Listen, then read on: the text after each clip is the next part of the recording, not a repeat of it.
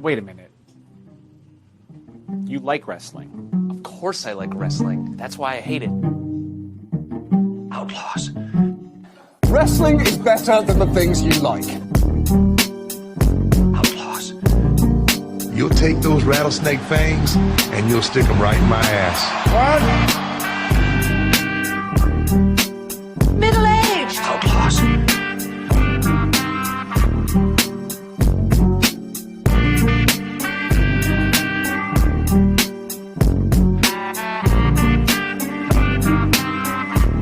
Today I'm middle-aged. Welcome to episode 39 of the Middle-Aged Outlaws podcast. Today we were meant to be talking about the heroes of world-class wrestling, but we're not. Instead, we're talking about the heroes of 2016 as we take on WWE's Survivor Series. What was the tagline, Adam? Is it Fantasy Warfare Just Got Real? Yeah. That So just makes me cringe hearing that. That's horrible. And anyway, I should explain. We were going to talk about a documentary we found on YouTube, the Heroes of World Class Championship Wrestling. Having watched some of it, although it's a really, really good documentary, really difficult to talk about probably for like an hour and a half podcast sort of thing. So we had to take drastic measures. And Adam, I found myself feeling like J.J. Dillon a little bit at this time because I had a decision to make. I didn't know who to talk to about it. And I just thought, what would J.J. Dillon do? J.J. Dillon would get Roddy Piper to come and make a decision for him, like he did very often in WCW. But Roddy Roddy Piper isn't available. Yeah. So I went on an adventure.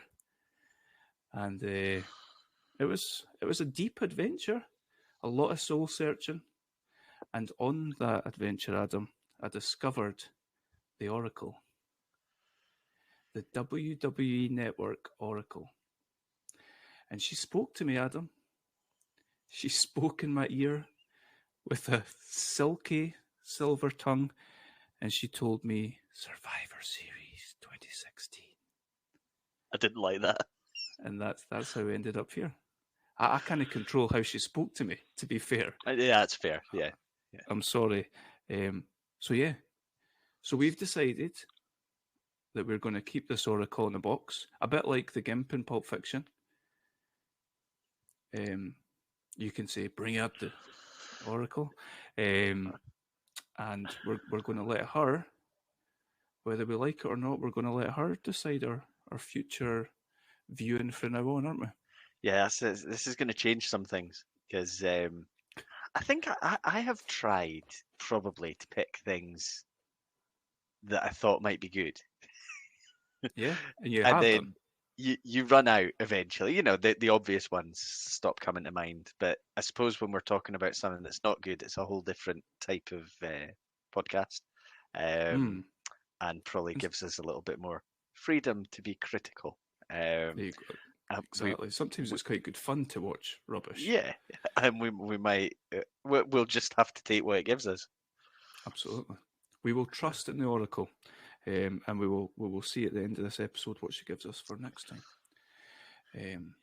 But anyway, on to our pick for this week, which was Survivor Series 2016. Like we said, Fantasy Warfare Just Got Real. This was the second ever Survivor Series set in Canada. Took place in Canada. The first ever one was, Adam? That must have been. It was a Survivor Series that had the Montreal Screwjob, wasn't it? There you go. Yeah. 97. 97. So it's the second ever Survivor Series to take place in Canada, and the 30th annual Survivor Series overall. Yeah. So there you go. Before we get into this absolute gem of a pay-per-view, let's and before we get into how cringeworthy the whole red versus blue, Raw versus Smackdown thing is, which I am sure we 100% will, I'll tell you a little bit about what happened round about this time, November 2016. Can you think of anything world-shattering that might have happened in November 2016? I can't, to be honest. You would kick yourself. Oh. WWE Hall of Famer. Donald Trump was elected the 45th Is that 2016? President of the United States of America. Hi, I was shocked as well. Oh. It's amazing to think we've lived through his term and we're out the other side of it already. Yeah. Time's been crazy. Another WWE, not Hall of Famer, I don't think, but a WWE legend, The Rock, starred in the film premiere of Disney's Moana, which is a big favourite of mine. Yeah, fair enough.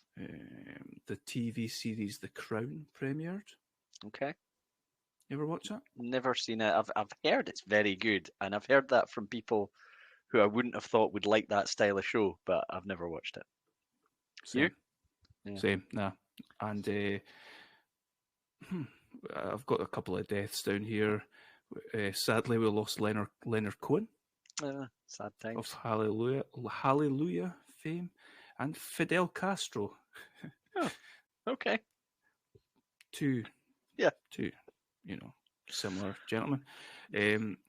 I'm not going to UK and US number ones in November 2016. I didn't even know that they were still doing music in 2016. I thought it all ended about 15 years before that. Can you hazard anything? I don't even. Have you ever heard of whoever this is? Not the UK one. I've heard of the US one. They're both dance, sort of EDM sort of dance songs. I have absolutely no chance. Sorry. Okay. UK number one was Rockabye by Clean Bandit. I've heard of Clean Bandit. Nice. I think I had Sean Paul on it. I listened to it and I was like, oh, right, aye, that song. Okay. And US number one was Closer by the Chainsmokers featuring Halsey. That doesn't mean a lot to me, but good for them. Cool. Okay. It's better when they're historical. I mean, yeah, I could at least give a guess for some of the older ones. 2000s or whatever, when we existed. So, Survivor Series 2016. A little bit of background. In July 2016, they introduced the fan favourite brand split. I want to say that they had a draft round about that time. I think you were maybe watching round about this time. Is that Yeah, true, I think I was actually. Yeah, some of this rang a bell. Some of the storylines rang a bell. So they had their brand split. You had performers exclusive to SmackDown, exclusive to Raw, and this Survivor Series and the build-up to it. I watched the Raw and the SmackDown before it. Was literally all about Stephanie and Mick Foley, who were the general manager and commissioner or something of Raw, and Shane McMahon's big tomato face, and Daniel Bryan, who was injured at the time. They were the equivalent of them for SmackDown. Yep. All about them and who's the better brand and blah de blah de blah. What a shite. Sure. Yeah, they're kind of trying to create. They talked about this a lot, and it seemed to come up every few years. They're like trying to create their own competition because they don't have another big opposing company giving them competition at this point. Yeah. And I always remember thinking when I was younger, I loved Survivor Series, and I didn't need title matches and all that. It would usually be all down the card, good guys against bad guys. It'd normally be whoever was in a program against each other as the team captains at the top of the card, and then a tag team that maybe have some issues with the tag team on the other side and things like that, and then like an intercontinental level guy along with that. And it worked for me as a kid, and I think I can understand more now how limiting that was from your creative point of view.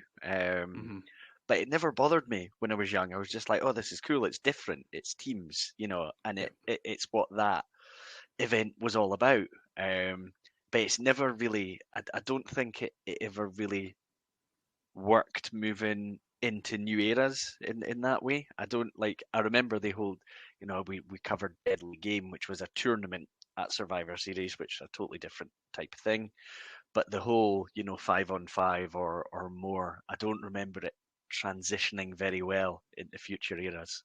Yeah, it's funny. I was thinking about the exact same thing because I intend to shit on quite a lot of this pay-per-view. And I remember thinking, I used to love Survivor Series same way that you're describing there. Like, you get people teaming together you wouldn't normally see together. Mm-hmm. And the whole 5-on-5 thing was a total novelty.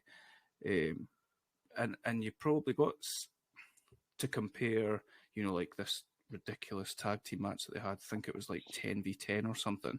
Mm-hmm. Like, if it went back to like 1989, that was Demolition and whoever, I think I would have thought it's brilliant. Yeah. So it's maybe just us, and it's but possibly. I think like it translating, it's 1,000% manufactured. That's fine. Like, wrestling's 1,000% manufactured, but you can present it in a way where it's not. And it's almost like they're going out their way to present it being like ridiculously manufactured, which is not entertaining in the slightest. Yeah. Do we just sound like grumpy old men? Probably. Probably. Yeah. Yeah. It's only going to get worse as we go through it. Yeah, absolutely. First match. Shall we go into? I'm not even going to try and talk about who the commentary team is because it changes I think it changes for literally every match. Yeah, it's a tough one to keep track of. The only one missing was that little. I always think that Tom Phillips guy is like, it's like they tried to clone Michael Cole, but they just got like a little version of him. But he wasn't even there. I don't know who the lead. Anyway, it's not even worth it. I think Cole was on a lot of them. David Otunga was there. What's that? Is it Mauro? Corey Graves. Mauro Ranallo was there as well. Yeah, he's on it. It is tough to keep track because the matches are Raw against SmackDown. You've got your announcers from one of each, but they're not all on every match. Yeah, it's confusing. Confusing. So let's talk about the first match. We've got Interbrand Women's 5-on-5 tag team classic Survivor Series match. So, correct me if I get these wrong. Team Raw was Bayley, Alicia Fox, Nia Jax, Sasha Banks, and Charlotte Flair, who they just announced as Charlotte. And the SmackDown women's team was Becky Lynch, Naomi, Alexa Bliss, Carmella, and what was supposed to be Nikki Bella. Yeah. Immediately, we've got shenanigans from the SmackDown side of thing. I was surprised to see that Becky Lynch was champion in 2016 SmackDown. Her. Remember when she got absolutely huge, probably biggest star in the company. That must have been, was that after this? But I couldn't tell if that had already happened or she wasn't the man. They were like just calling her the Irish last kicker. Okay, so her huge push is probably a little bit down the line from here, but she must have been champion before that happened as well. Yeah. So there's a bit of shenanigans. Nikki Bella, as music hits, you can look but you can't touch. Adam. Yeah, that's story of my life. Says. Yep. But she doesn't appear, and we get the classic camera flying down the backstage bit, and we're greeted by her lying on the floor, and Daniel Bryan runs towards her and says, "Oh my gosh!" That really made me laugh. I don't think that's what Daniel Bryan's response legitimate. He never had to have that scripted for him, surely. Oh my gosh! Nikki Bella, who has been taken out. And the supposed coach of the SmackDown Women's team, Natalya, says, "Oh, well, I suppose I'll replace her then." Yeah. It all seemed really convenient that they had this, active talent who was a coach and able to just step in. Good old Natalya. Old Natalya. It's like Meg Griffin. Just old reliable. I don't know what that means. Do you? No. So, Yeah, I really don't want to go through this match. I don't hate women's wrestling at all. I'm a fan of some of the people in this match. I like Charlotte's matches. I tend to quite enjoy. Sasha Banks is good. I thought Becky's a lot better in the ring in this match than what I've seen her in when she got big. Yeah, and that's fair. Yeah. Who else she got there? Naomi, I was really impressed with. I thought she was good, but like generally, this match was fucking dreadful. Yeah, I don't have a whole lot of notes like talking through move for move because these matches are difficult because there's so many people involved. There's so much going on around. I think every multi-team, multi-person match that we'll talk through, you get a point where they're all in the ring at once and things like that. And you kind of need to clear some people out before you can make any sense of a match. And they're difficult to keep track of. We will definitely hit on one at some point. It could be in this match where I miss an elimination, and I don't know how I missed it because I even skipped back a little bit thinking I've missed this. So I've just kind of kept track of the eliminations and how that worked. Okay. Oh well, you do the eliminations, and I've got some moves. Okay. A fucking Bronco Buster. Yes. Carmella. Thanks a lot, Carmella. Fucking Bronco Buster. Who else? I don't think there's anybody eliminated by this point. Nia Jax comes in, right? And she's obviously quite a big, imposing character, and she literally wrecks everybody from the other team, from Team Smackdown. And then she just tags back out again. Yeah, you were thinking. I was watching thinking, I mean, logically, she can just win this match and everyone can go home. That's the way to do this. But they didn't seem to be keen on that. That I think was just all happening before the first elimination. So we've got Alicia Fox eliminating Carmella after a scissor kick to the back of the head. Okay. I've got that as the first elimination. Now, with any of these, I could be wrong because, as I say, I've got that as well. Yep. Oh, good. And then I've got the second elimination happening pretty quickly after that. Almost immediately. Yep. Yeah. So I think it was referred to as a Twisted Bliss by Alexa Bliss to then eliminate Alicia Fox. I don't think that's a bad move off the top rope. Like, I think it looks all right. So yeah, that Hardy things with her fingers, which is weird, but yeah, it's just one of these. I've never been quite sure. I don't know. I don't know that I've ever been that keen on any of the characters they've gone with her. Like, they always seem to be, I don't know, taking things to slightly ridiculous levels. Childish sort of stuff. Yeah. But I think she's fairly talented. And I remember watching this a long time ago. I must have just been looking for stuff to watch on the network. And do you remember they had this series called Drive Along? Did you ever see it?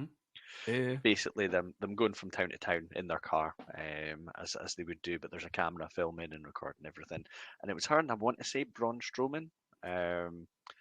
And there was quite a lot of banter, and she was funny, and there was a decent dynamic between the two and all that. And I was watching thinking, I've never seen this. Where's this character? Yeah, but it made me think, is that just her? Why not just use that? But yeah. You're just not in the mindset of a billionaire, Adam. That's what's wrong with you. No. Okay, so we got Bliss eliminating Alicia Fox after Carmella was eliminated by her. So we're at 4v4. Yeah. As at this point, I think they do the old classic "let's all wait outside the ring" bit. Yeah. Or round about there. Naomi does quite a good crossbody from the top rope on Nia Jax. Yep. But this then goes to Naomi getting counted out, so I'm not sure what happens in between. Yeah, times. I think she's trying to get back in the ring and she gets attacked by Nia Jax and basically left laying on the ground. I think there's she rams her into the post and stuff like that. Right. Basically just dominates and takes her out. So yeah, she can't make it back into the ring in time. Okay. And then shock as Sasha Banks gets eliminated pretty quickly after that. Yeah, I've got that she was coming up with some. I've written innovative knee moves Not quite sure what I mean by that, but yeah. Okay. Something caught my eye that she was doing, and then she seems to pretty quickly after that get rolled up by Natalia to take her out, and I think that leaves it at 3-3. Okay. Yep. We get to a point where Charlotte and Natalia are facing off, and some asshole on commentary said the Hearts and the Flares are at it again, and I wanted to know what that meant because it doesn't make sense So, that I'm aware of. well, I mean, Nat is kind of a heart, Oh, I get that, but and, like, and these are equivalent talents. That's fine. Bruce Hart, Natalia maybe must be. equivalent. Bruce Natalia Hart and must David be as Flair good must as- have had a legendary. I was going to go for Natalia and her actual dad, Jim the Anvil. I mean, I can see that as a comparison. Hmm. But Okay. yeah, you'd have to substitute an H. Yeah. Hmm. I've written here, I've stopped caring, but what seems to have happened is that it's Becky versus Charlotte and Bailey. So I think I've maybe missed some bits and pieces. Right. So, wait a minute. Where am I? So Raw must take a 3-2 lead with Charlotte eliminating Natalia with a running boot. Yes. Yeah. Yes. And but Alexa Bliss and Becky Lynch start arguing, but look to have got it together to do a suplex on Nia Jax, but they can't execute the move. Then Jax simultaneously suplexes the two of them, and then Simultaneously. there's a double DDT on. It says tax in my notes. I think that's an autocorrect issue there. On Nia Jax and Lynch. IRS appeared. If only. And Lynch locks in her disarmor move, and I was a wee bit surprised they did this, but Nia Jax taps out. I didn't think they would want her tapping out, That's a great idea. Eh? but she's not happy about this whole situation, and she then attacks Lynch after she has been eliminated. That Nia Jax. What a villain. Yeah. I've got, there are so many, what does this say here? There are so many devastating big boots in this match that I thought Test had returned. Oh, brilliant. Charlotte does seem to be doing it quite a lot. Yeah, and I don't ever remember watching her match and thinking that was a big part of her moveset. That's her thing. Yeah, strange. So we've got 3 of the 4 horsewomen left. Or is Alexa Bliss still going at this point? Yeah, Bliss is just about to be next eliminated. Charlotte with or is she? No, she's not going to get. She'll just DDT her or something like that. It's just something really. Yeah, I've got her Charlotte with a big kick to take out Bliss. Yes. Yeah. Test. She's definitely been watching Invasion era Test. Yep. So that must leave Raw with a 2-on-1 advantage, I'm thinking. Yeah. And they do, it feels like, I don't know if Becky's not long won the title, but it feels like they're putting her in the underdog position to show that she's full of heart, and she puts up a really good fight and all that, but ends up ultimately succumbing to that patented Bailey to belly suplex. And this, so that was it. That was Team Raw. Team Raw won. And the only real thing I liked about this was that Charlotte said, "Well, fuck your fantasy warfare, just got real nonsense. I hate Bailey, so I'm just going to beat her up now." I quite like that. That's how you end that. That did make sense. And she's always, I think, had that slight.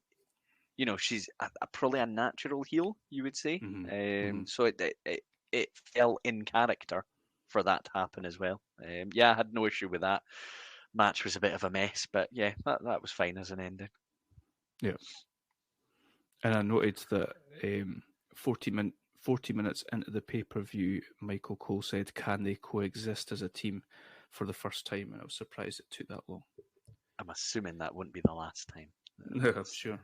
Yeah. So we go backstage, and we're with James Ellsworth, Yeah. who is a bit of this. What is the deal with this guy? I don't think I've ever seen him before. I think Chins McMahon, Jericho referred to him as on Raw. he had a really short shelf life, and he ended up involved, like helping out a couple of divas at times and things like that. Were they still divas at this point, or women? Maybe women by now. Can't remember exactly when. Yeah, it must have been women wrestlers at this point. He gets mocked a lot by Anderson and Gallows for That's having right. no chin, and he does have no chin. But all I remember about him was that every time he appeared, he was kind of mocked by everyone. And I don't think, you know how sometimes they put a guy on TV thinking this guy is going to become something or something like that? I don't think that, just looking at this guy's run, I don't think that was ever the plan. I think he was just there as like a figure of fun, basically. And that was Like a punchline. his entire run. And he seemed to be buddies with Ambrose. For Yeah. whatever reason. Yeah, I have a feeling he maybe helped him out as well, which I'm just not sure was necessary at all. The thing I was struggling with was that he seemed like the way that they were painting him, it was either classic Vince as a sort of simpleton type character, but not to the extent of Eugene. Yeah, Or like a young, naive person where he looks. not young. Yeah, aye. Yeah, Confused. At this point, I suppose they never would have, I think, gone full Eugene. It's too. You never go full Eugene. It's too far along the line for that. But yeah, I don't remember him being around for very long, and I don't ever remember him feeling like he had a big purpose. Although I suppose we'll see what happens a little bit later on. So it's quite a funny whole thing with him and what do you call them, Gallows and Anderson. Yeah. He meets Mick Foley and he's giving it the whole starstruck thing, and then he turns round and bangs into Braun, and he just kind of grumbles and grumps at him, and that's it. Yeah. Quite funny. So that takes us to our next match, Adam. For the Intercontinental Championship, a belt we both hold near and dear to our hearts. We had the champion, The Miz, with his wife, Maurice, versus Sami Zayn. Yeah. What did you think? Like, I've never been a Miz guy. I don't mind him. I don't know. He's not my guy, but there's something that annoys me about seeing him as Intercontinental Champion. I don't know why. Really?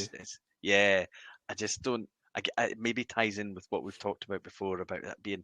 And I get the guy's a hard worker and he's dedicated so much to making it, and I think earned a lot of people's respect and all that. But I'm looking for your Bret Hart and your Mr. Perfect and all that to be your Intercontinental Champion. And the other thing about this is, I think we talked fairly recently about Sami Zayn in one way or another. Like, he doesn't have any character here. He's just this, I don't know, happy-go-lucky chap who's getting an okay reaction from the crowd and all that, and he's got a good move set, and he's good in the ring and all that, but he doesn't at this point have any kind of character, really. Yep. He's just a guy. Yeah, and I always wonder. Now, do you know what his character was on the Independence, El Generico? Yeah. So obviously that's all about character, and he was, like a bit of cult hero type thing. I don't know what his character was in NXT, whether it was just like a sort of spin off of that.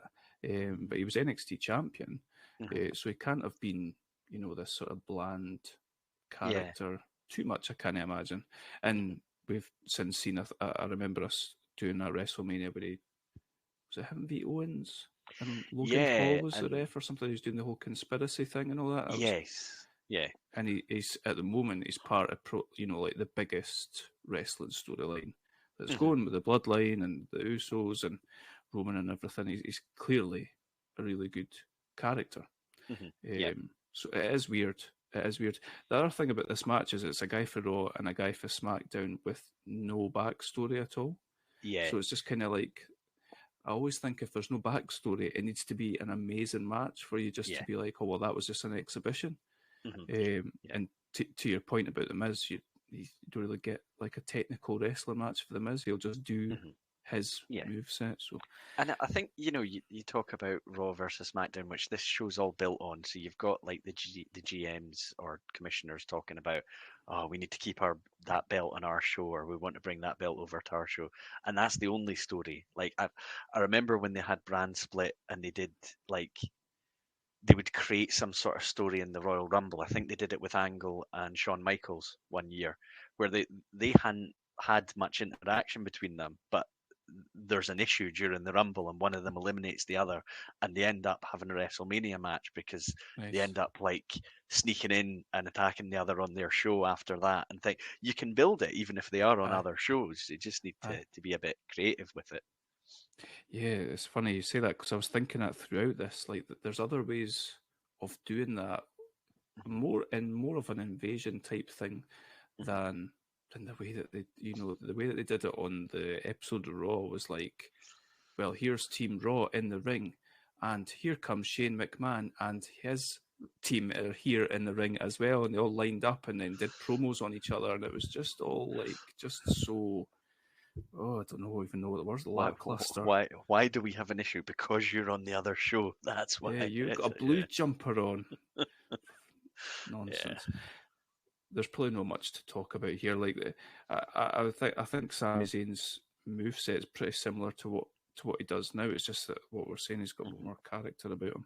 I do like that he's got the Michinoku driver in his back pocket there. I like that a lot. Yeah, I don't remember seeing that for a while, or other people executing that for a while. I like that as well. Sorry, go on. I thought it was fine. It just didn't have enough behind it. The two guys, what they're doing in the ring is fine. They just, not them so much. Creative haven't given me a reason to want to watch this.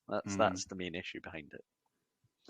And another thing that they kept going on about here was that Ric Flair had gifted the figure 4 to The Miz, which, interestingly, like a Ric Flair character copy and pasted on The Miz works perfectly. Just have him do that and eye poke and low blow and cheat. And he's that kind of chicken shit heel type character anyway, isn't he? Yeah. But I don't know. I suppose we're not watching it at the time, so you've not got the benefit of the storyline, but it just all felt a bit, all right, okay. Yeah. What did you make of the finish? I don't know. I don't really know. What did you make? So I'll say what happened and then. Yeah, go for it. Yeah. So I think Zayn have him in the figure 4? Yeah. Yes, so Zayn had him. Zayn's got Miz in the figure 4. Yeah. 4, and the bell goes, and I was like, oh no, they're going back to Montreal again. I'm going to get raging. But it wasn't. It was Maurice that rung the bell. That distracted Sami Zayn, who thought he'd won. And the Miz rolls him up and gets the 1, 2, 3 while he's distracted. I'd never seen it done before. So for that point of view, it's quite cool. Yeah, I didn't. Your heel's going over and keeping the belt. You're having a heel way of retaining it. You're using the support from the outside. I didn't have it. It's the kind of thing you'd never want to see happening regularly, because once that's done once, it's kind of done. But yeah, I when I saw it, I thought, oh, okay, because again, I hadn't seen that done before, so I thought, yeah, that's fine. Apparently, it's a Brian Pillman bit that's been done before. Oh, right, okay. I don't know when. One thing I did have written here about this match, there's a bit where Zayn he's been working. He's to come back as the babyface comeback, and he goes for his haluva kick in the corner. He misses it, and Miz had been working on his knee. He misses it, and Miz slaps him in the figure 4, and I was like, oh, that's the ending. This feels like a really natural end. And then they started rolling round the boot with a figure 4 and getting to the ropes and all that. I was like, oh, like that. I was a little bit invested because this felt Okay. like a natural end, but it just went. Yeah. As a, here we go. Mm. Okay. So, yeah. So we go to backstage with the WWE Universal Champion, the blue Can't belt, remember which is which. Yeah. whatever, AJ Styles, and I've got Moxley in here, Dean Ambrose, and these two are clearly in a program together. I think they're due to face each other at TLC, which is the next pay-per-view. Yeah. And then I assume Shane McMahon has appeared into the frame because I've written "fuck off Shane Tomato." Yeah, Shane Obviously- appears to try. Obviously and- feeling very witty. Yeah. on this one. Shane's going for a bit of team harmony here. He didn't care at all during the women's match, but he's fully invested for the match in which he is going to be captaining the team. I think we both got really irritated by Shane throughout the process of this. Oh my god! I think I said this to you, but I think that I was blinded by all that storyline about, not storyline, the whole backstage stuff about him trying to put himself over in the 2022 Rumble, because it feels like this whole thing is just all about him. Yeah. Really It does. annoying. It feels like that has maybe opened the eyes, and when you go back and look, you think he was always just trying to get himself over. Aye. And it becomes really annoying. There's proper talent in the ring, and he's just we'll get to it. Oh God! Now all I can see is those stupid little punches. Digga, digga, digga, digga, digga. Like I don't know, like a Looney Tunes character. So after this backstage, you get a couple of adverts. This backstage segment, we get a couple of adverts, right? Mhm. There is a really weird advert for K jewelry and engagement rings, and I'm like, who are they trying to appeal to here? I've never seen this before in my life.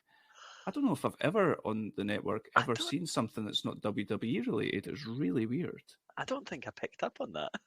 I must have just zoned Maybe I out. started watching something else. It was odd. So after that takes us to our big tag team bonanza, Raw versus SmackDown, and I'm going to let you tell me everybody that was in that match. Right. Okay. Team Raw. We've got the team of Cesaro and Sheamus, Enzo and Cass, Gallows and Anderson, Epico and Primo, and the New Day. Yep. And Team SmackDown, we've got Alpha Academy, Breezango, Slater and Rhino, the Hype Brothers, and the Usos. Yeah, that's what I've got as well.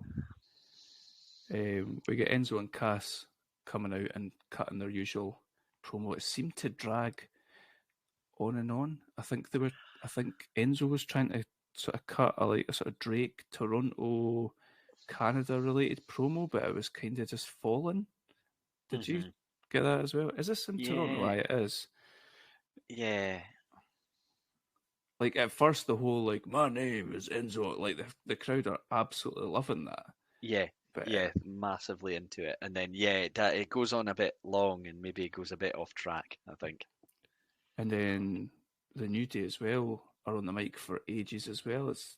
I've written in my notes, I bet the entrances take longer than the whole match, given that there's like 20 people in it. Yeah. Rhino and Heath Slater's a funny combination, eh? Yeah, I don't know if this was... So, was it... Heath Slater had been in a thing called Three Man Band. And it was him, Jinder Mahal, and... it was... Big Drew. Drew McIntyre. Yeah, so the other two went on to win world titles, and didn't really work out for Heath, whose He's got angle kids. seemed. Yeah, that I think that's what he transitions into. It's just I got kids. I was the only thing I was relieved about seeing this start was that when one partner's eliminated, both go, and I thought, right, Yep. okay, because it's one of them if we talked about or watched one in the past from the old days where there was a tag team Survivor Series elimination and there's like too many people around the ring to get the cameras in a position be where able you to can see. see everything. Yeah. Not such a big issue here. Technology's improved and all that, but it still just feels like a mess. There's just too many people here. Oh, 100%. There's almost too many people for them all to stand at the entrance ramp at the top and all come down together. The Shining Stars I'd never heard of. I had heard of the Colon brothers, but not them referred to as the Shining Stars. The Hype Bros, like I recognise Matt Cardona. I think he was Zack Ryder at this point, was he? Yeah. Mojo Rawley doesn't look like he should have been in a wrestling ring. Nah, I think they always made a big thing out of the fact he was Gronk's pal, didn't they? So it was obviously they brought him in with the hope of getting Gronk in, and it worked. Was he an NFL player, Mojo Rawley? I think so. I think maybe an NFL player that didn't play an awful lot, or maybe like a practice squad type player. Okay, practice. See, we're back to Meg Griffin again. Practice girl. Okay. So Breezango, I messaged you saying, what is Breezango's gimmick? Are they strippers? Are they strippers? One of them had a police hat on. Yeah, I mean, it looked like it, but I think they were positioned as fashionistas. All right. And they were, because at the start, they were handing out what was described by the announcers as fashion violations. What? Basically, anyone they saw that looked like they were dressed shite, they were giving them some sort of bit of paper to acknowledge that fact. Okay, because that's it. Very quickly goes wrong for them there when they're in the process of still doing that. Yeah, they're gone. They're gone in seconds, and then the Raw Tag Team Champions, the New Day, are very surprisingly out. Yeah, I was surprised by that. Yeah, I was, because they had such a long run at the top of the tag division. It's probably similar in timeline to what the Usos have had, but it just and I got the feeling the announcers were selling it as a shock as well. Like, you would have expected them to be in a lot longer. And I just got to the point of writing, I like Zack Ryder's old school Survivor Series pants, and then he got hit with a magic killer by Gallows and Anderson, and both of them were gone as well. Yeah, I think just after that, I started getting really impressed by American Alpha. Yes, me too. 100%. I have not seen an awful lot of them, and I think, did one of them get a bad injury and might not be able to wrestle again? I think. Jason Jordan. Yeah, I think it was quite a bad one. Yeah, but they were awesome as a team. They were reminding me of the old teams where everything's teamwork, and I just for that segment, I just really enjoyed it. Same. I thought at a point this match turned into the match I would have been quite happy to watch, which was maybe a couple of teams on either side. American Alpha, Gallows and Anderson. Who else did you have there? The Usos, even Enzo and Big Cass, and Sheamus and Cesaro as well. And they're doing this whole thing like they've been put together. One's a face, one's a heel. Quite like all that sort of stuff as well. Yeah, same. So the other person, American Alpha, was Chad Gable, who was Shorty G and is now back to this. I think they maybe called Alpha Academy, maybe him and Otis. Apparently, Triple H's a big fan of him, and he had a match with Braun Strowman last night, and German suplexed him. Very impressive on Raw. He looked really good. I thought he looked really cool with long hair and stuff like that. So I was really impressed with him. Yeah, I've got that they hit a top rope avalanche bulldog on someone, but I'm not sure who actually got eliminated. I know exactly who got eliminated because I've written colonoscopy by American Alpha. So, nice, I like it. The colons are gone. I like it. That was quite. Was that Steiner's finishing move? Yeah, I remember thinking it was quite Steiner-esque. Yeah, it looked very similar, I think. Yeah. What did you make of Rhino and Slater being referred to as Beauty and the Man Beast? Oh, I didn't pick up on that. I like that. I like the Man Beast part. I don't know about Heath Slater being a beauty. At least we got a good gore on Luke Gallows, on Festus. But then Slater and Rhino are gone almost immediately. It seems like an oddity that they've got the tag belts because they seem like one of the lesser impressive teams in this match. Yeah.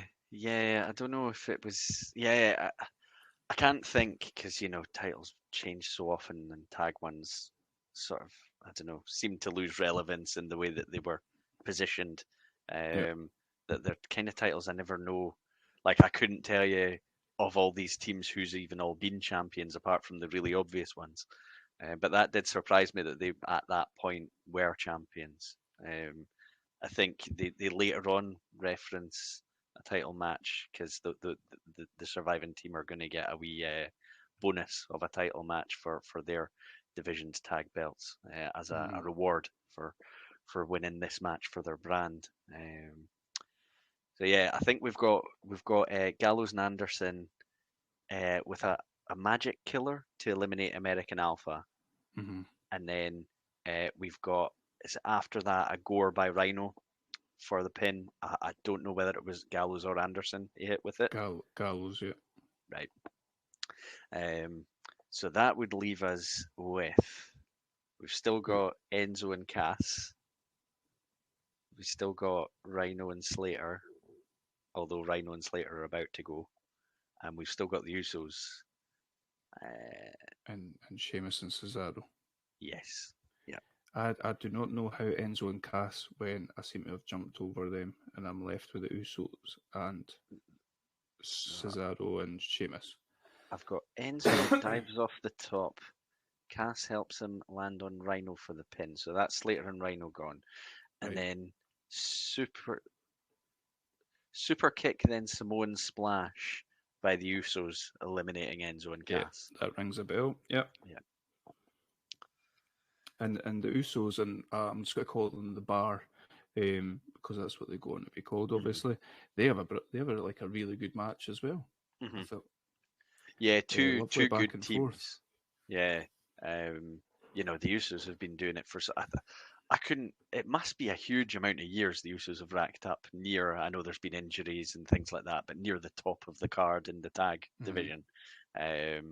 And yeah, similar to you, I liked Sheamus and Cesaro. It just kind of worked, even though I think at the time I felt like it was just thrown together, but it worked. They made it work. It's probably maybe my favourite Sheamus, because I tended not to like him that much as a singles guy, but it worked. It worked with Cesaro. It's amazing to think Vince sat in that podcast with Austin and say that Cesaro just didn't have doesn't have charisma or something like that. Yeah. He's like dripping with charisma here. It's mental. So we get the spin from Cesaro. He's hitting all the sort of classics. Sheamus does his pulled the guy over the second rope and giving him the big bash to the chest, big clubs to the chest. But eventually, a sharpshooter wins it in Canada in Survivor Series. I'm sure one of the commentary team actually mentioned it. Yeah. And Cesaro and Sheamus won. Yeah, that puts Team Raw 2-0 up. I'm not sure which champions that is they're about to get there. Oh, it's the New Day they'll be facing, so it's not going to take the belts off. Well, that's a good thing for Slater because he's got kids, but their run will continue for now. Long may it continue. Well, I'm genuinely surprised to see that Rhino is still going in 2016. I know he's been an Impact and all that, like relatively recently, but in WWE in 2016, I was surprised to see Rhino still going. Yeah, very. I wonder what Slater's up to nowadays. They randomly had him on an episode of Raw. Really? Heath Slater roundabout. Remember when Drew won the title, and it was in COVID period. Yeah. They brought him on an episode of Raw, like pulling the heartstrings type thing. Because they'd been in the team together and stuff. Aye. No sign of Jinder though. I had no idea what happened to Jinder Mahal. Maybe he got this out of nowhere title push and then it just went away as quickly as it arrived. Yeah. One of Vince's whims, no doubt. I'm sure there'll be a Freddie Prinze Jr. podcast episode dedicated to Jinder at some point, I'm sure. So, from that interesting match, we go to a match that they've been mentioning a couple of times throughout this pay-per-view, I feel like they're trying to give it a little bit of gravitas. We've got the cruiserweight division seems to be exclusive to Raw at this time. The Brian Kendrick is the cruiserweight champion, and he's taking on Kalisto. If Kalisto wins, he's from SmackDown. Then the whole division will go to SmackDown, which is, a bit, I mean, there's some stakes. If you've got a certain cable package in America, it doesn't really mean much to us. Yeah. But there's a couple of things about this before we get in, and I texted you about this, and I'm still angry about this. There's a couple of things before it gets into the match. First of all, they play a video package of Brian Kendrick, who does an amazing job of selling his character. I really, really thought it was really, really good, actually. I don't think I've ever seen Brian Kendrick before, apart from on like the 2K games. And I was really impressed with the way he talked, the way he was putting over his character, right? So I was like, I'm a little bit invested in this, actually. Yes, it's Kalisto, so I know what there's going to be. A lot of acrobatics and whatever. Then we're getting ready. I think one of them comes out, both of them come out. And at this point, we've been told that the division is on the line. If Kalisto wins, the division goes to SmackDown.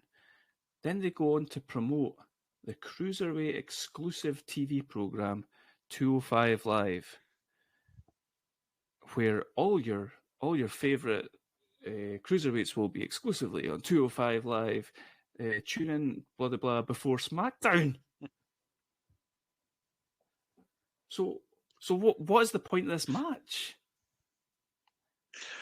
What is the point of this match? I mean, if they're going to have their own exclusive TV show, fuck. I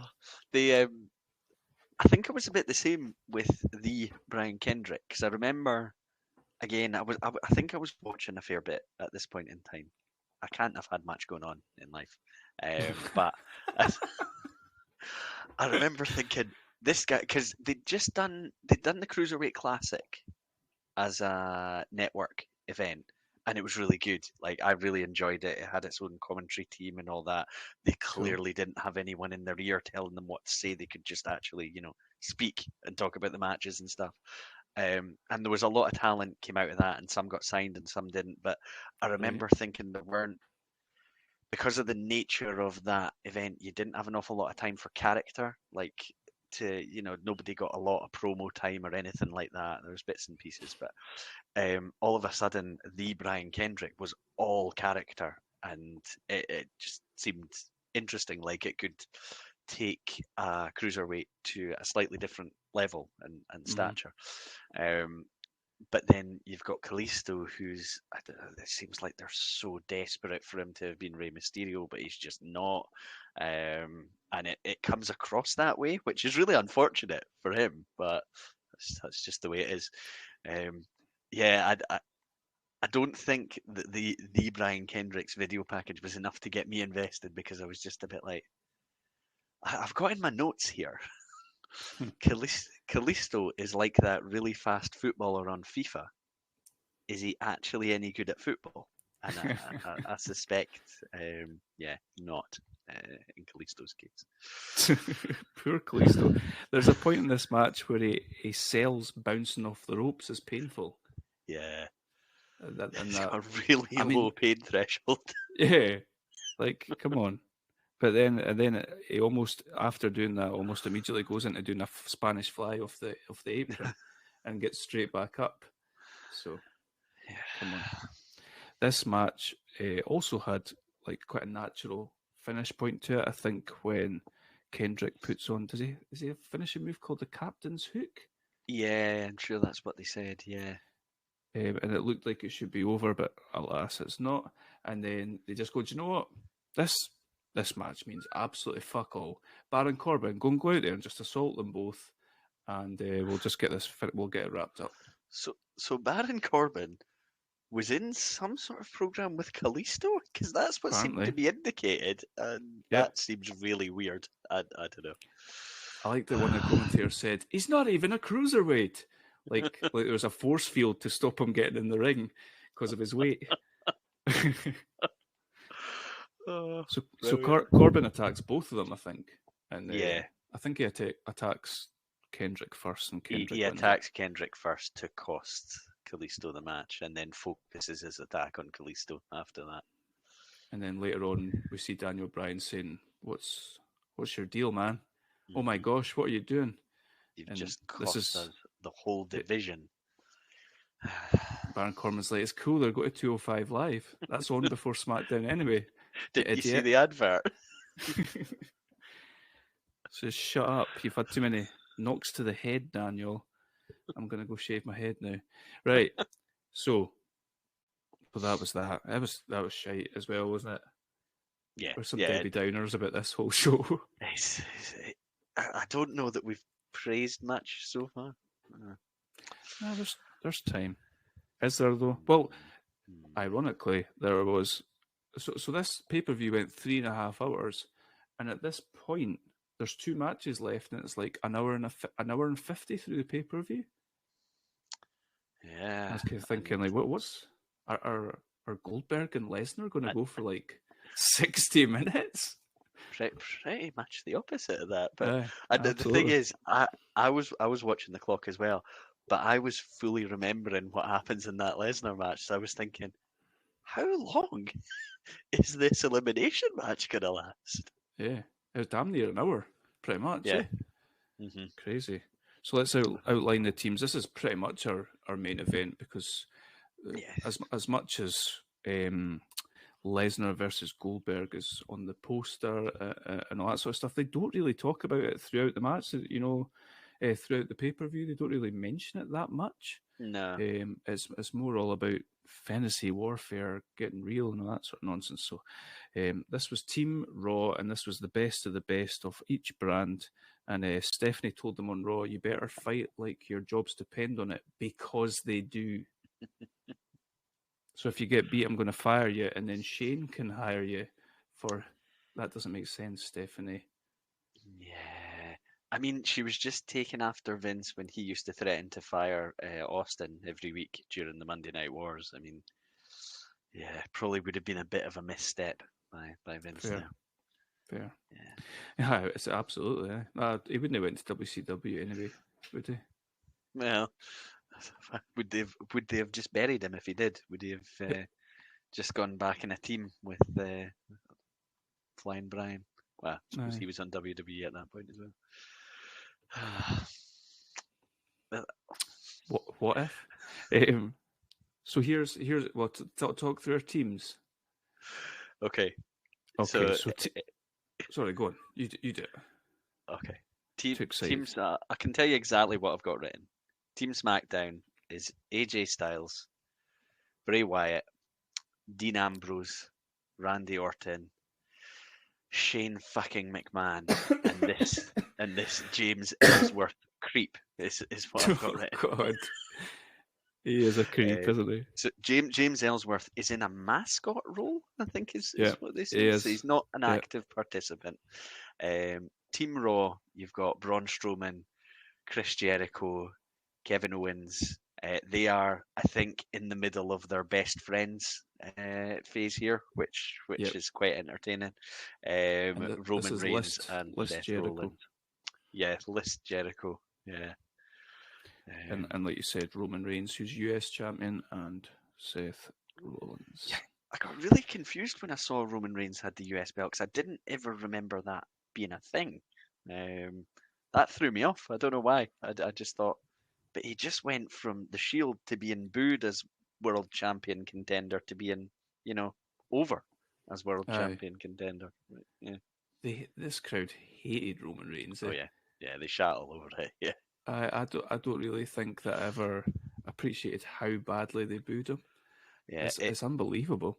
It's bad, and it's they talk about comparisons with The Rock and things like that. I remember thinking this was more severe than The Rock was getting it. It kind of felt spiteful.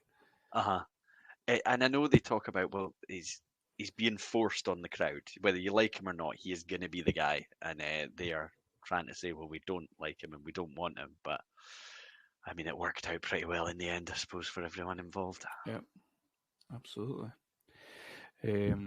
At this point, Bray and Randy appear to be the Wyatt family. I think Luke Harper comes and joins the fray at some point as well, so that must be the three of them.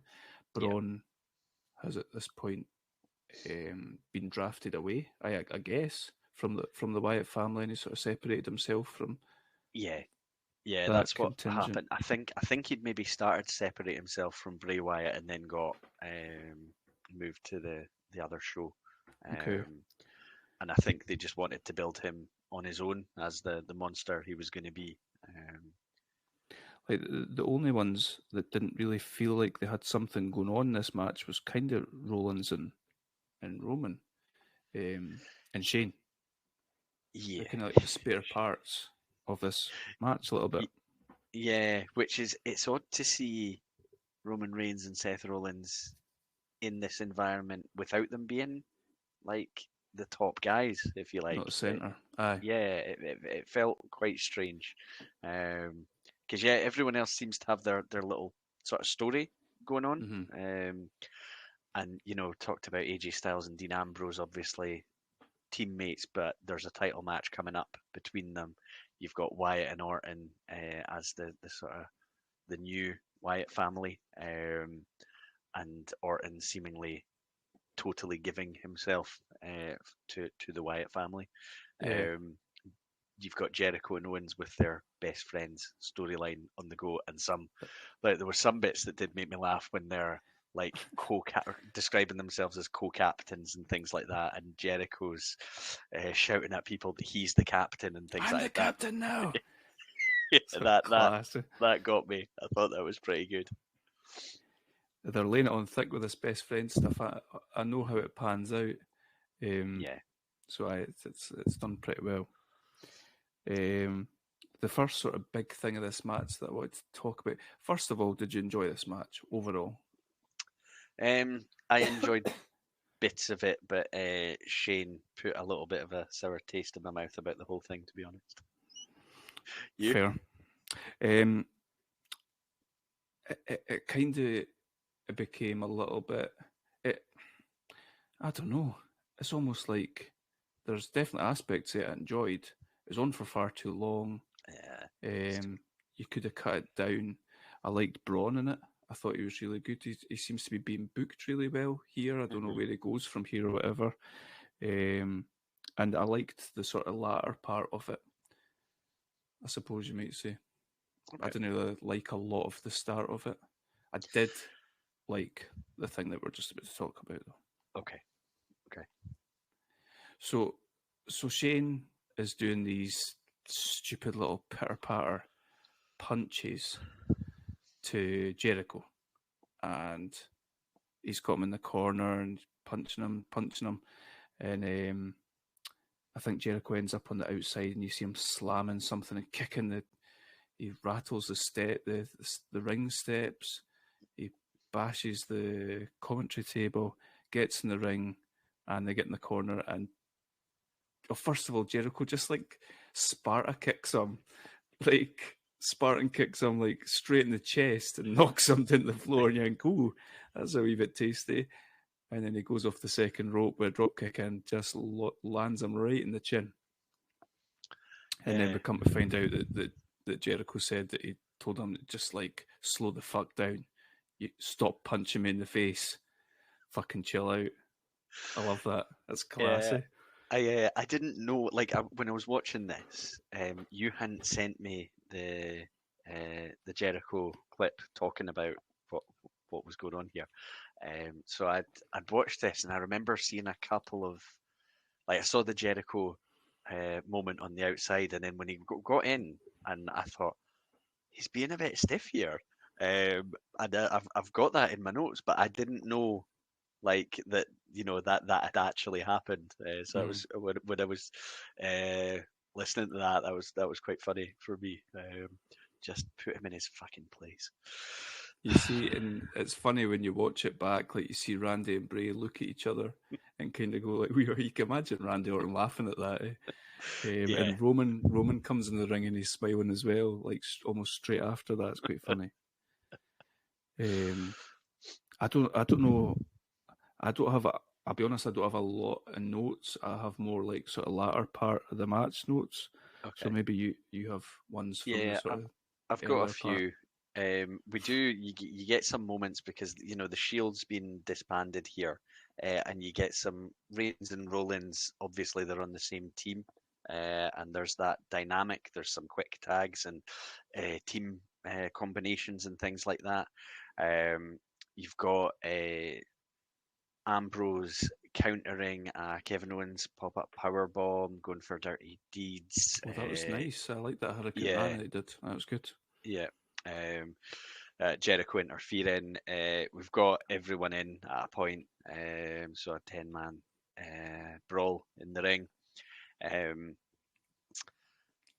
Ambrose going over the top, and he gets caught by Strowman, who just walks about with him, carrying him for absolutely ages. That was a bit weird. I was thinking, is there some sort of timing issue here that they've got that he'd be gone too early or something? Waiting And for then AJ Styles. AJ Styles springboard off the top to take Strowman out.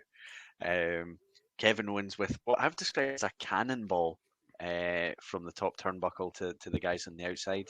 Yep. Team Smackdown all going for Strowman. AJ hitting him with a flying forearm. Shane taking him over the ropes. AJ Styles hitting the Pele kick on Reigns. Is that what I think it is? That they're Is that Yeah. Are they saying Pele? Yeah. Like as in a football overhead kick? Yeah, that's what it is. Jesus. Right. Yeah. And Styles and Ambrose end up having the ring cleared, but they start arguing and fighting, and Shane has to come in and break that up, which I think is about to take us to our first elimination. Yeah, so Ambrose is first to go. How does he go? Right. You know. AJ hits Ambrose from behind, then Strowman hits a running power slam on Ambrose. So AJ basically costing his team there. That's right. I always thought that was a rubbish finishing move for Braun Strowman. A running power slam. It is not 1992. What does it? Does he still do that? He does the last ride now. Oh, okay. Oh, interesting. Good luck hitting that in Viscera. Not that they're in a program. No, I think they were teasing him in a program at Omos actually. So good luck hitting that on Omos. Yeah, that's a tough one. I've got Shane back in. Shane trying to box Strowman. Strowman splashes in. Oh Jesus! Yep. Styles going for the phenomenal forearm on Strowman, who catches him like a child and throws him over the top. Oh, that's a hell of a throw as well. Yeah. I wondered if he meant to do that or not. It looked really impressive. Yeah, I wondered if he maybe launched him a wee bit more than was planned. Orton going for an RKO on Strowman, but gets pushed away and clotheslined. It's everyone going after Strowman here, being the biggest guy on the team. Bray Wyatt confronting Strowman, who I think at this point fairly recently had been aligned with Wyatt and in the Wyatt family. Jericho's berating Strowman, telling him not to listen to Wyatt. This is where Jericho's saying, "I'm your captain now." The captain now. Strowman grabs Jericho by the throat, so you're thinking, oh, he's aligning with Bray Wyatt, but nah, he just grabs Bray Wyatt as well, while he's quite enjoying what Strowman was doing. Takes him down with a clothesline, and we've got Strowman attacking Wyatt on the outside, but Orton catches Strowman with an RKO on the announce table. Yeah, Cavalier from Randy ends up with some marks and scratches all over his back, I think, after doing that. I thought he played. I was never sure at the time I was watching it. It felt like a forced fit to have Orton aligning with Wyatt, because if you were watching the program, it seemed to happen really quickly. Like he Right. went from I'm ignoring you to I'm with you. It was strange, but I quite liked the way Orton played it. He commits to it. He's Uh-huh. going all in for it. Much as I didn't think it was the best storyline for him, I quite liked the way he actually did the role. There was a wee segment on the Smackdown before it with Edge, the Cutting Edge TV show type thing, Mhm. and Edge was kind of saying to him like, "Randy, my old buddy, what's happening with you?" And I don't think he said anything. He was just looking at him, smiling at him, and then Bray spoke for him. Right. Okay. He's like you say, he's kind of giving himself completely over, sort of thing. Quite like it. And they two go on to have that horrendous WrestleMania match with the bugs on the canvas, don't they? Yeah, that wasn't a good idea.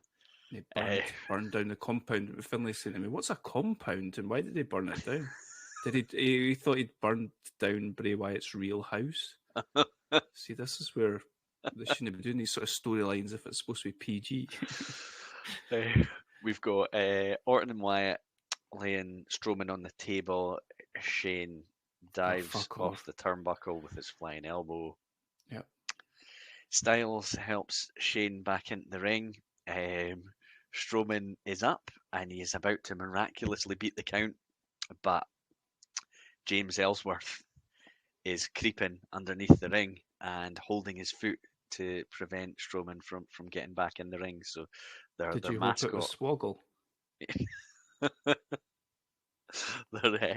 their mascot is paid off here, and Strowman is done. He is eliminated from the match by count out, and he chases Ellsworth backstage. That's right, and launches him through a table, doesn't he? Sort of, yeah. There's no like sort of working together here. Strowman just launches him using his brute strength. It's quite funny.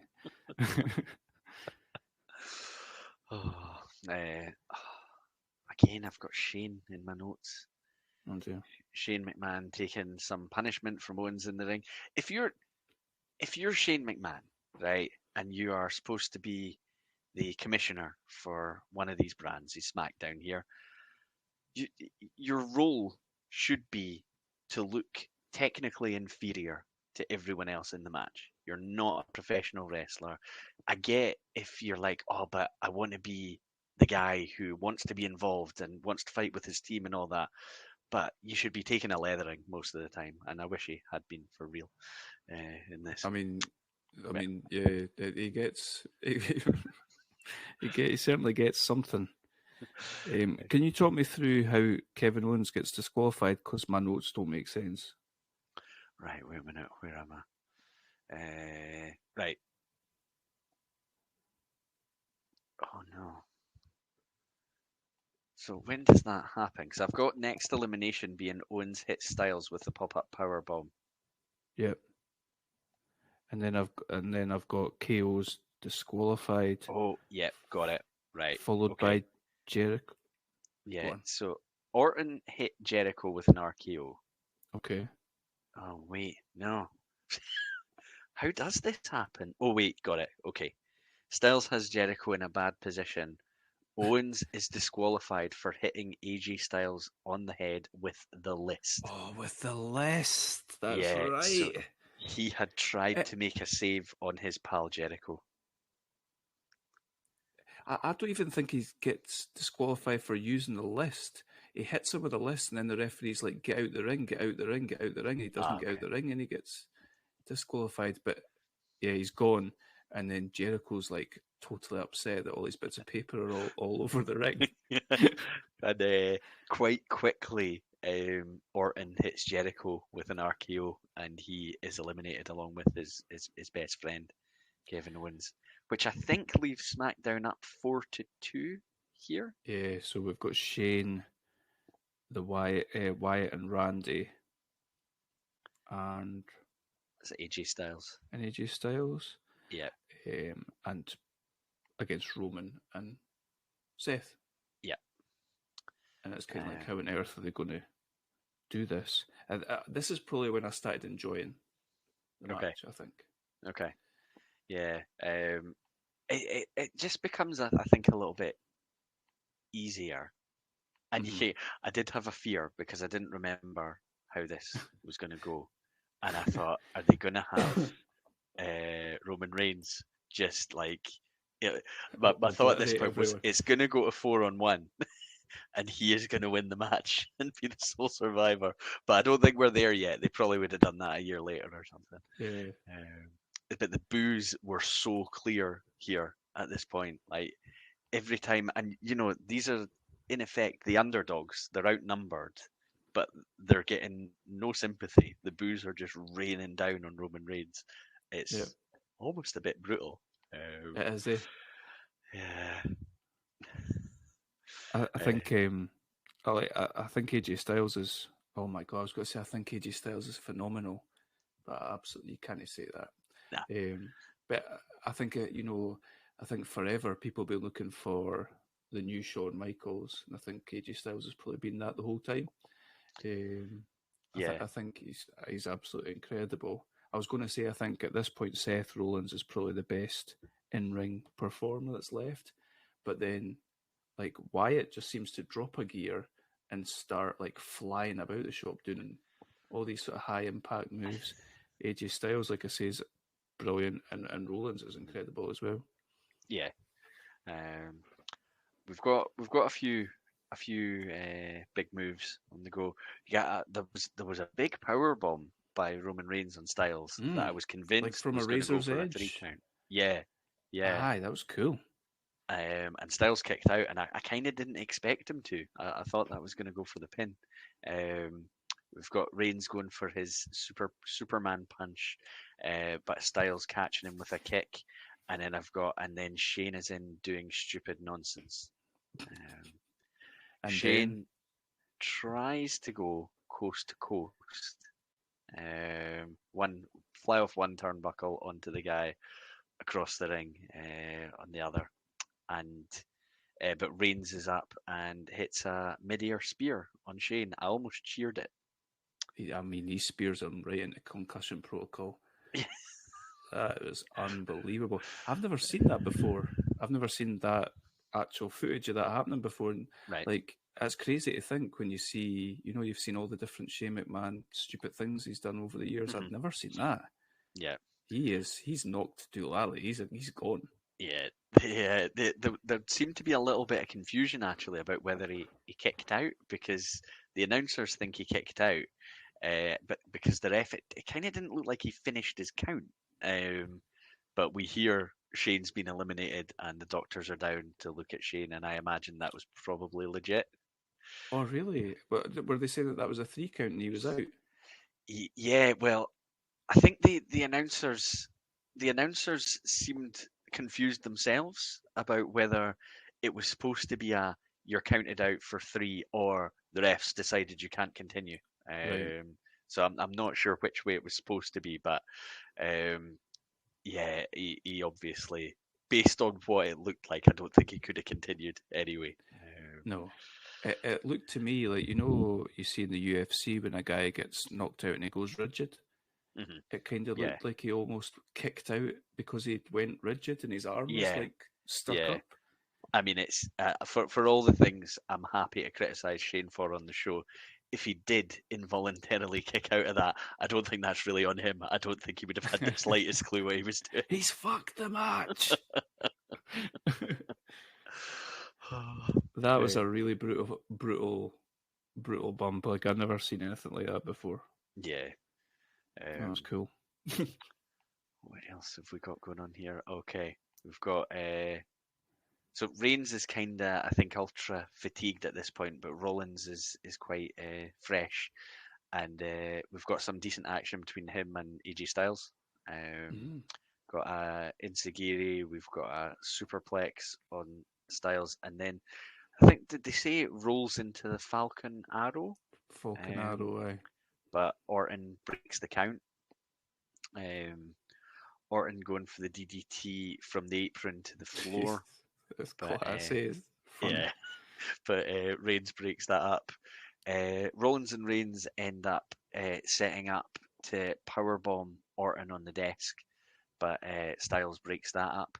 and we've got Dean Ambrose running down, and he's attacking AJ Styles, his teammate for this match, who played a big part in him getting eliminated early on. And Yep. obviously, Dean Ambrose was the third Shield member with Reigns and Rollins a wee while ago. They've got the security out to try and stop Ambrose' attack on Styles. You've got about 20 guys on Ambrose, and he's just trying to fight them all. Yeah, Like that. that was what, when he was doing stuff like that, I quite enjoyed it. I don't know if he's. I think I've seen some bits of AEW where he's presented the "I just want to fight" type character, which probably plays into that. But he was always sort of presented, I think, as like the wild card in the Shield, guy who was just maybe a little bit unhinged.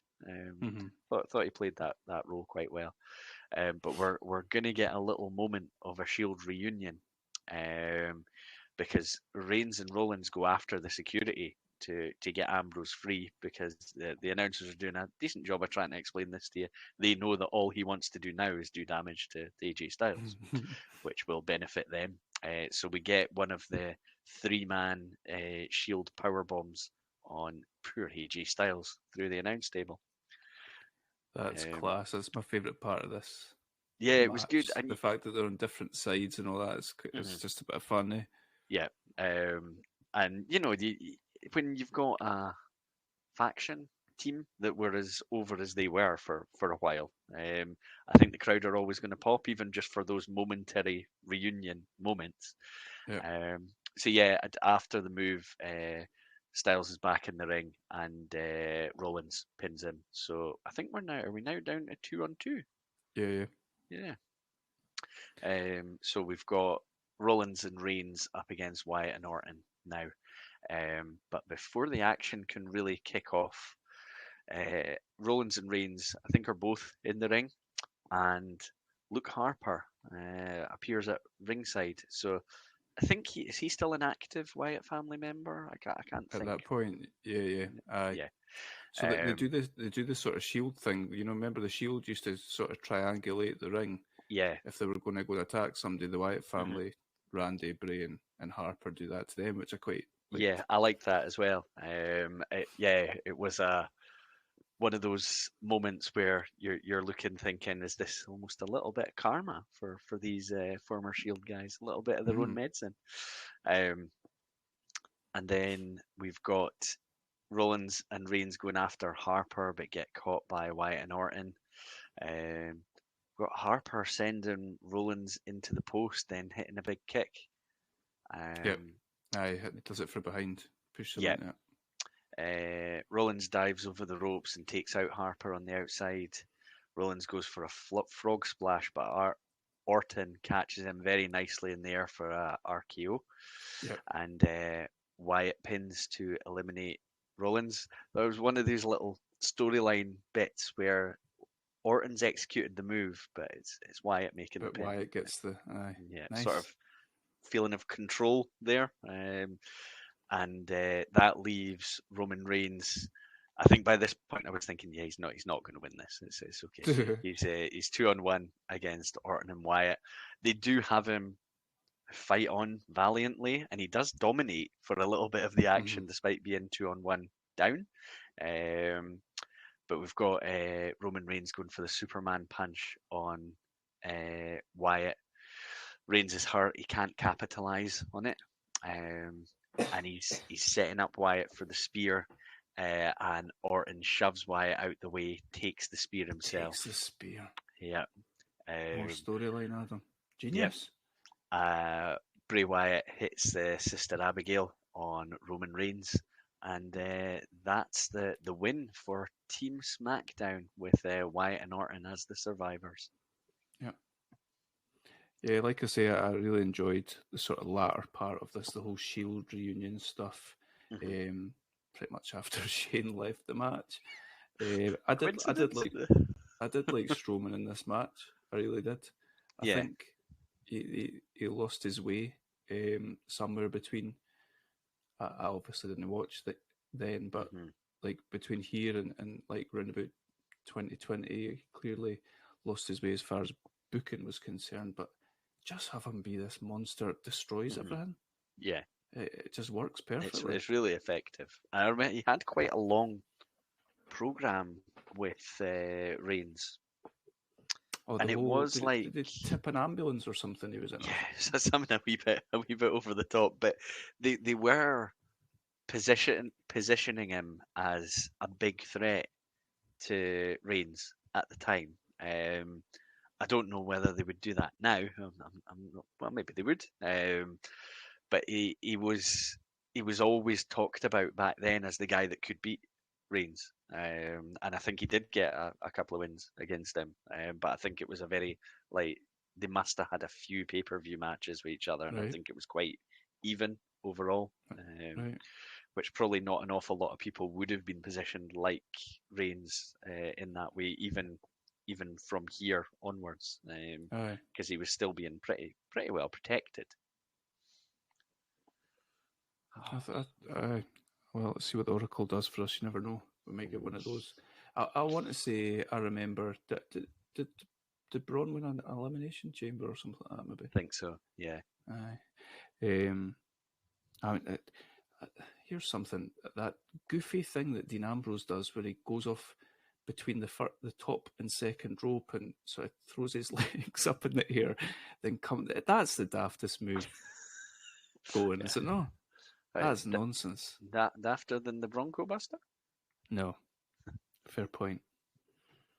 Fair point. Like Jericho and Owens were fairly good in this character-wise. Mhm. Owens possibly a little bit thrown under the bus as far as being the champion and being out of here pretty quickly. But Yeah. I mean, amongst this 9 of the 10, they are genuinely the best, or the top guys on the roster, I suppose. So. Yeah, I think that's fair enough in terms of the way the teams were put together. And like you mentioned earlier, the majority of them have some kind of storyline interest going on somewhere in this match, which is important, because we sort of talked earlier about the difficulty of keeping things like that moving when you're doing traditional Survivor Series matches, especially when it's doesn't matter who your biggest rival is, it's whoever's on the other show. But they were still able to at least incorporate some of that. You know, they kept the AJ Styles, Dean Ambrose story going. They kept the Wyatt's story going, things like that. Yeah. I was keen to understand where Rollins sat at this point, so I just sort of looked forward a little bit. So at this point, he had come back from, not that long, he'd come back from injury, and he was calling out Triple H for a long time. He ended up, I don't know if you remember, he went on an NXT, was it on a takeover maybe, and demanded that Triple H come out. Yeah. And this was how they debuted Samoa Joe onto the main roster as sort of like Triple H's heavy. Yeah, I do remember that now that you've said it. Yeah. Aye. Shall we go into their main event? Yeah. So you'll be able to know this better than me. Were these two, Goldberg and Lesnar, clearly not for a title or anything like that? Was this Raw versus SmackDown as well, or was this just... I don't think Goldberg was committed to one. I think because he'd just basically come back and called out Lesnar. And I think, I couldn't tell you which WrestleMania it was, but they've obviously had one match that the crowd shit all over because everyone knew that they were both leaving the company. And that was, I think, when Lesnar went and tried to play NFL. Is that WrestleMania 20? Could have been. Austin's referee. Yeah, Austin's referee. I think they only did that so that there was something for the crowd to get behind in the match. But yeah, it was one of those really difficult positioned matches because both were leaving and the crowd knew and just didn't have any interest at all. Yep. You sold out and all that. Yeah, so Goldberg won that match, and so he's going into this with a 1-0 record against Lesnar, and he's shown up as the guy, I've beat you, I'll beat you again type thing. And I think I probably naively thought, well, they'll give Lesnar the win and then there's a reason to have a third, like a decider. So much as there's probably not going to be an awful lot to compliment here, took me by surprise when it happened. Unfortunately, rewatching it, I remembered exactly what happened. But so it's the It just completely loses all replayability, I suppose, if you know what's going to happen. Yeah. Had you no idea what was coming in this? I didn't know, but given how long was left of the pay-per-view, I was like, well, somebody must get squashed. I did not expect. Do you know what I quite liked about it? So the match probably went, what, 1.5 minutes? Yeah. If you're lucky. It did feel, that's the closest I think I've ever felt to watching a wrestling match to thinking that they've replicated an MMA UFC type match where it's like it's just finished like that. You know, like a knockout can come out of nowhere, a submission can come out of nowhere. That spear that Goldberg hit the first time he hit the spear just sort of came out of nowhere. Mm-hmm. And I did appreciate that aspect of it. Yeah. I think as well, we're around the era where, you know, Lesnar's been destroying everyone. He's totally dominated even guys like Cena, who, you know, it's almost unthinkable that he would have lost his comfort again in the way that he did. So, yeah, I definitely went into this expecting Lesnar to win. Definitely. I remember it. And then being quite shocked, but they end up doing a third match regardless. Do they? The next WrestleMania. There's a bit of a shit show takes place throughout this whole thing, and I think I mentioned part of it to you. They're going to take the belt off Owens and put it on Goldberg because they want the Lesnar Goldberg return match at WrestleMania to be for the belt, which I don't think it ever needed to be. Doesn't need it. No, it doesn't need it here. Why would it need it there? That was originally going to be Owens defending against Jericho for the belt. Is this the whole? And then they get Jericho positioned as like, I don't know, third match on or something like that. And Jericho was so affronted by that. He's basically like, we've had the best storyline of the year. Put us on first or put us on last. Don't, you know, put us on middling or whatever. But the decision had been made that it was. Lesnar Goldberg never has to be for a title. It was unnecessary. But the return match at the WrestleMania hints that it's going to be the exact same as this match. It starts off the same way. And Goldberg then misses one of his moves, and Lesnar just totally squashes him from that point onwards. But yeah, it probably lasts maybe about 3 minutes compared to this one. But it's I think you can only do that sort of match once. Like, how many times have we seen that with Goldberg and Lesnar? And this sort of spamming of finishing moves and all that just becomes a bit, absolutely repetitive. I think for the, you know what Bruce Pritchard always says, you know, like it was unexpected, let's go for the unexpected and all that sort of stuff. This was unexpected. But yeah, not much replay value. No, not really. I noticed that the fans were quite into Goldberg. Chanting away. Why does his child need to have his top off in the ring, though, to celebrate? Yeah, not sure about that. That seemed quite strange. He seemed pretty uncomfortable. I mean, maybe he thought he was about to get jackhammered, to be fair. They're looking all jacked up. They do the classic walk from backstage for Goldberg. And is it like the Game of Thrones music or something very similar that's playing while he's coming down? And it starts fast, and I suppose, you know, so many Goldberg matches were really quick matches throughout his big run in WCW. But we've got initially Lesnar lifting Goldberg, puts him in the corner, but Goldberg just shoves him off to the mat. Lesnar's kind of smiling as he gets up, but as he reaches his feet, Goldberg catches him with a spear kind of straight away out of nowhere, hits him with another spear, and then jackhammer, and that's it. Goldberg wins in a squash. 2-0 in the rivalry. I mean, like, you talk about the crowd's not really being engaged quite a lot of time, and like modern era wrestling, and they were absolutely engaged in that, going mental. Yeah. And I can see, bringing back and having be like an attraction. There was absolutely no need to put a world title on him. They did it again, though. That's the thing, like they've done it here, and then they did it. He beats Wyatt, when- didn't he? Yeah. He beat the Fiend, when the Fiend. Yeah. But why did they even put? They put the title on the Fiend. They made Yeah. a mess of that, and like they're having him like Michael Myers, but he can't kick out a absolutely awful looking jackhammer suplex type thing. It's amazing to think that they just it's amazing to think that they repeat these mistakes. So I suppose, Yeah. Hey ho, we're on Triple H's train now. Yeah, and did you tell me? Someone told me. I assume it was you. I don't talk wrestling with many people. That there for the next Survivor Series there's going to be a War Games. 2 War Games matches. 2 War Games. So that's too many. A women's War Games and a men's War Games, but we don't know who it might be. I would imagine the Bloodline versus somebody. Yeah, I've no problem with it. I think maybe Survivor Series is one of these things that needs something a little bit different. So it'd be interesting.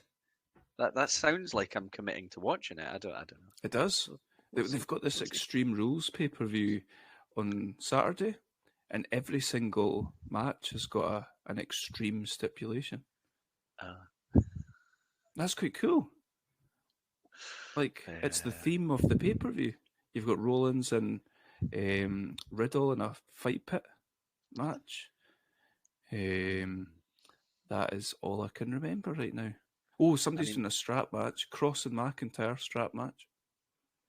I suppose I've got I got a couple of days off next week. I get home on Monday. I could put it on Monday night. We'll see. Bray Wyatt's 100% returning at this pay-per-view as well after all this White Rabbit stuff. So yeah, that is one of those where if you don't watch it at the time, I mean, I follow too many media things that tell me stuff. You'll just see it. Yeah, but I know it's going to be him anyway, and I know it's going to be on Saturday, so it's not a big surprise that it'll get ruined. You don't know anything. Yeah, let's see. That'll be. I mean, wrestling could be a little bit interesting again. Hopefully, where, it doesn't involve work shoot nonsense on social media between AEW wrestlers and whatever. Right. That was Survivor Series 2016. Fair to say we weren't impressed, Adam. Nah, like you, I think that the main team match had its moments of entertainment. Rest of the show, not an awful lot, really. Nah. So, you live by the Oracle, you die by the Oracle. Shall we see what's happening next? Let's do it. Come you on, ready? Oracle. Take a deep breath. Consult the Oracle. Okay. Let's do it. Are you ready? Yeah. I will read to you what the Oracle has said. Welcome, Outlaws. I see you require my expertise. Today, I have decided that for your next podcast, you should watch WWE Unforgiven 2002. I do hope you enjoy it, my sweet Ross. Okay. As long as it's not a show we've already covered, which I'm pretty sure it's not. Don't remember Let's us see ever what you've looking got at for an us. Unforgiven. I'll got it up on Cage Match here. So, you ready? Here's a card. I'm ready. Oh, we could be onto something here, Oracle. Oracle. Oh, here we go, right. 8-man tag team match. Booker T, Bubba Ray Dudley, Goldust and Kane versus the Un-Americans. Testicles of the world rejoice. Chris Jericho versus Ric Flair for the WWE Intercontinental title. Eddie Guerrero versus Edge. Billy and Chuck versus Jamal and Rosie, 3-minute warning. Kiss My Ass versus Hot Lesbian Action tag team match. Oh. Okay. Quite an interesting stipulation. World Heavyweight title match, Triple H versus Rob Van Dam. WWE Women's World Title match: Molly Holly versus Trish, Kurt Angle versus Chris Benoit, Yes. and a WWE Heavyweight Title match: Brock Lesnar versus The Undertaker. All is forgiven, Oracle? Oracle, welcome back. You can feed us shite if that's what we're going to get after it for dessert. That's quite a card. That sounds alright. Yeah. I'd be quite happy just to watch 3.5 hours of Survivor Series again if it just means getting to watch that Kurt Angle Benoit match.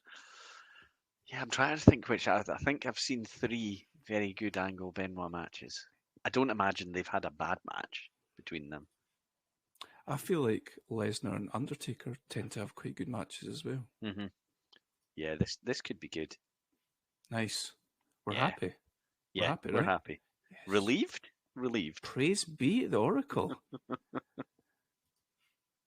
Love you, Oracle. Thank you. So, there we go. Unforgiven 2002. We'll discuss that in 2 weeks' time. Can't wait, actually. Awesome. Can't bloody wait.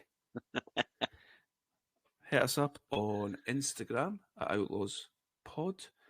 We do not have photos of the Oracle or what she looks like, so do not ask, you filthy buggers. Until then, Adam, thank you for joining me for Survivor Series 2016. I am sorry that we had to go through that, but the Oracle moves in mysterious ways. You take it easy, and I'll see you in 2 weeks. Cheers. Cheers, buddy.